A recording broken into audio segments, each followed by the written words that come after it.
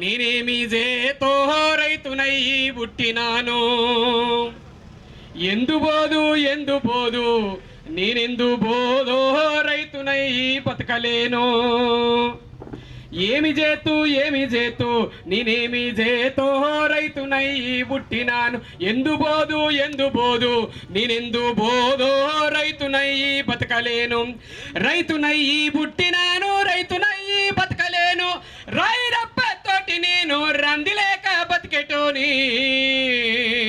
ఏమి చేతు నేనేమి చేతో రైతునై పుట్టినా. ఎందు బోదు నేనెందు బోదో రైతునై బతకలేను.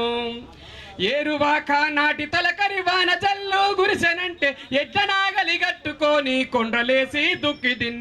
ఎట్ల నాగలి గట్టుకొని కొండ్రలేసి దుక్కిదున్.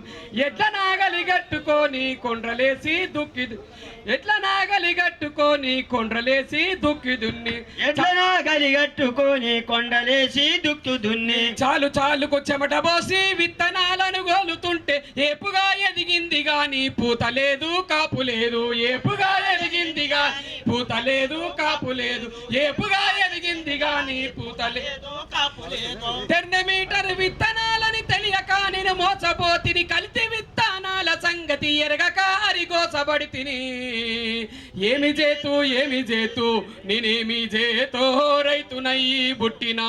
ఎందు బోదు నేనెందు బోదో రైతునై బతకలేను.